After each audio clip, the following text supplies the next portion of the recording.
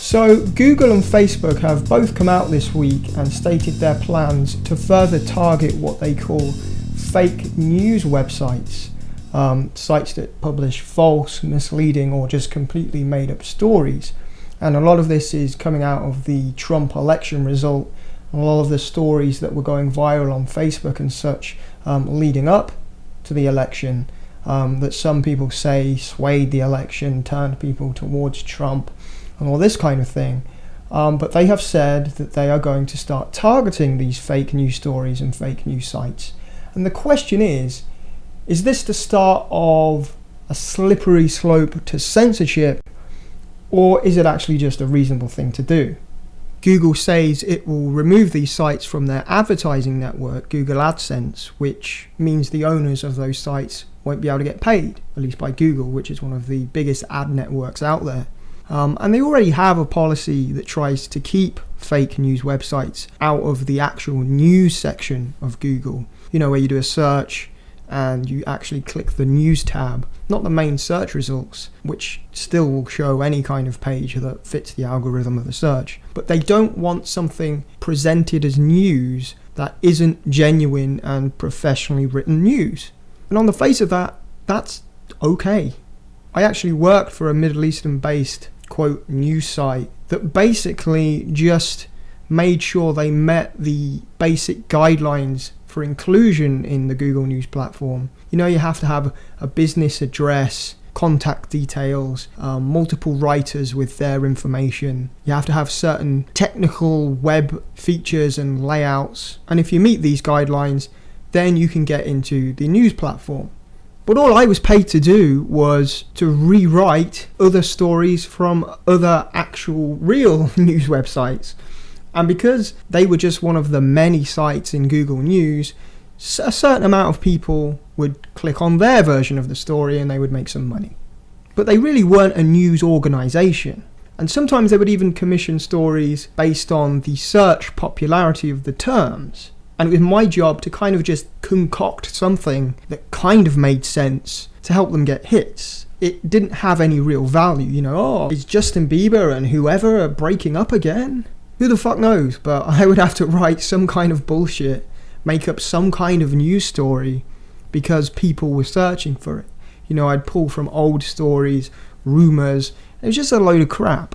Or they would constantly recycle video game rumors, like the location for the next Grand Theft Auto game, even though there was no verifiable information to make that story worthwhile. It was just clickbait rubbish. So I actually agree, having sort of been on the inside of some of this stuff, that does need to be cleaned up. Facebook also says that it's banning these fake news websites from their ad network, and they've also been working on keeping the fake stories out of their trending section, which partly works on what the masses are talking about. You know, Prince dies, everybody starts making rest in peace Prince status updates and sharing the news articles related to it, and that hits the trending box in the corner of Facebook. When you click that box, links to popular posts on Facebook and news stories that go outside of Facebook appear in a big long list, and you can scroll through and read them and click through and go to those sites. What Facebook is doing is limiting the sources of those links and stories and posts. So you'll be more likely to see CNN talking about Prince's death than Dave's blog. Though, you know, that's usually the case anyway, because more people read and share something like CNN than they do Dave's blog. But also certain stories that they deem not true won't ever make it to the trending section, even if statistically that story is actually trending. So if hundreds of thousands of people suddenly started sharing and talking about a story from davidicke.com that Hillary Clinton is now a confirmed alien reptoid, it probably wouldn't make it into the trending box on Facebook, and it certainly wouldn't be a featured story on Google News, because there is now some editorial oversight, a team of people that can look at stories and say, this probably isn't news, it's not really helpful, we're going to go with something a bit more relevant. But if anybody is a reptile, it probably is Hillary Clinton.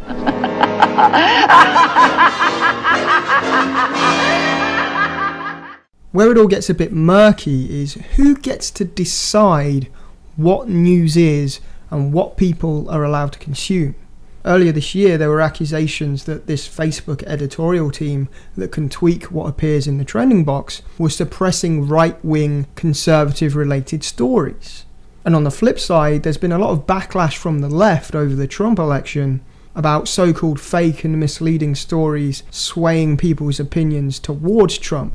One story that went viral on Facebook said that the Pope had endorsed him for president, which wasn't true. So naturally, people are calling for Facebook to police this kind of thing and stop users sharing false stories, or at least stop those stories from appearing in various places on the social network. My issue is there has to be a very nuanced approach to this, because we don't want to start risking free speech. That's very important in free and open democratic countries. Now, if you're a webmaster and you make money spoofing news websites and posting completely fake news stories, I'm talking shit like, oh, Miley Cyrus just died by sticking a 20-inch dildo up her ass. And your sole aim is to just get hit by going viral using shocking and made-up nonsense, then fuck you. You deserve to have your revenue pulled and your site to be pushed out of the results and stuff. You're not creating value, you're not sparking debate. You're just leeching off people's emotions and using these technical loopholes to make money. It's bloody hilarious that it works, and there's some talent there, I guess, in working out how to dupe the system and make a bit of money off dumb people. But morally speaking, if Google and Facebook want to get rid of that shit, then who gives a fuck? You got caught being a twat, move on to the next money-making scheme. But then you also have to make a distinction between these completely fake news sites and the satirical sites that do have some comedic value, stuff that is actually fun to read for entertainment purposes. Sites like The Onion. Yes, people get duped by them, but it's not malicious. And they do openly admit that what they publish isn't real, it's comedy. The Waterford Whispers News. It's fucking hilarious. Waterford County Council mends giant pothole in just 12 years. That's funny shit.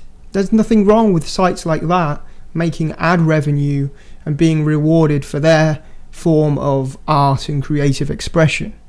Of course, don't put them in the Google News section and list it against real news, but they're not the same as the sites that just promote fake, shocking stories that they pretend are real just to get hits and make money. Of course, then you have the issue of the conspiracy community and the quote alternative media.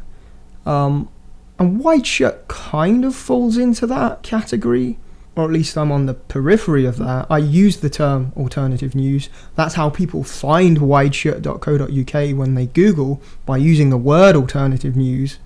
But admittedly, I'm actually not a news site. It's not a news site. I don't do multiple stories every day. I don't have a staff of reporters that are out there gathering news. It's really just a blog, but I do come at things from a perspective that you won't really find on mainstream news sites. So I do think the term alternative news is okay to use. My Google ads are still there, so I don't think I'm going to be caught up in all of this. However, there is an awful lot of bullshit out there that calls itself alternative news, or the alt media, or truth news, or awake news, or whatever, which is mostly just crap that is misleading people. I mean, I'm sure you've all seen websites like Before It's News. Check it out, a headline on beforeitsnews.com right now. Giants are still on Earth today, and the recessive genes are hidden among the modern-day descendants of the fallen angel Nephilims. Probably not.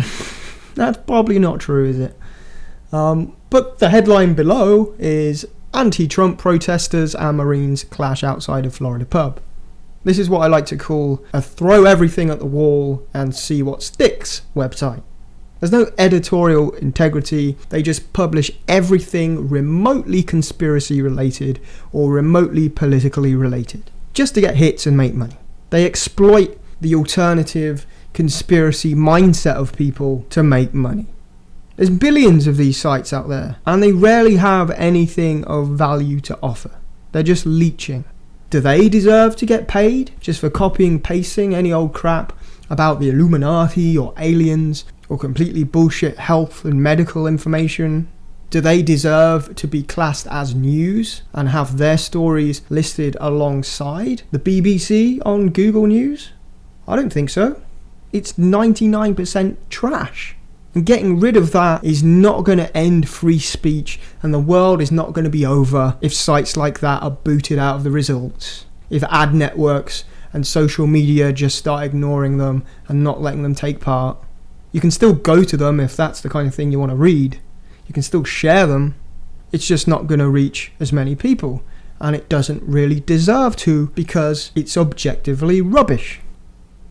Now, I'm not a fan of the BBC. I've protested paying the TV licence for many years. But let's not pretend Before It's News and all those other kind of sites are actually covering the news. But then there's the next level up, where we run into the problem of political opinion and ideological agendas, and the right that people have to express their political opinion and ideological agendas. Something like Infowars.com, yes, they have false stories from time to time that get posted, and yes, there's clearly spin on those stories. And I haven't been a fan of them for many years. I actually did an article, 8 times Alex Jones misled his audience. But it's not really a fake news site. It's a politically motivated site. It's Alex Jones's cherry-picked stories that fit his worldview and that has his editorial slant. It's the same with outlets like Breitbart on the right and left-wing outlets like the Young Turks. They have their own agendas. Every media outlet has a slant. Whether it's the BBC, Sky News, Fox News, CNN, Russia Today, they all have their own political slant. They all choose which stories they want to promote, and they all have their opinions on those stories that they frame in various ways. The trouble is trying to find where to draw that line between fake news sites and just somebody that doesn't agree with your political opinion. There's a lot of people on the left right now that are trying to silence the right because of the result for Trump. And we don't want some overlord somewhere in a Facebook office or a Google office dictating what opinions people can view. We do have instances of people like Milo Yiannopoulos being banned from Twitter. We do have the accusations about Facebook suppressing right-wing content. A left and right debate about whether something is true and misleading is never going to work, because both sides simply don't agree. Everyone should be adult enough to debate and have free access to that information and make up their own minds about it. So yeah, who gives a fuck about content about, Miley Cyrus died? No, she didn't. WikiLeaks found evidence of UFOs? No, it didn't. No one cares about that, but you can't cross the line into censoring free and intellectual expression of ideas and opinions that are based in reality. That line can't be crossed. It can be very easy for some suits sitting at Twitter or Google or Facebook who think they're doing the right thing to censor free speech. And the sad thing is, it's not going to be the mainstream media that are affected if this progresses further. The mainstream media that race baited, the mainstream media that warmongers. If anyone does get censored in a real way, it's going to be the fringe political stuff, the more marginalised ideas, the more internet-based opinions, because they're not part of the establishment. When another Iraq war happens, the BBC isn't going to be pulled from Facebook for being a misleading news site, because they're already part of the club. So it's worth keeping an eye on. How far will the net be cast? Will this eventually become agenda-driven? We'll have to see what happens.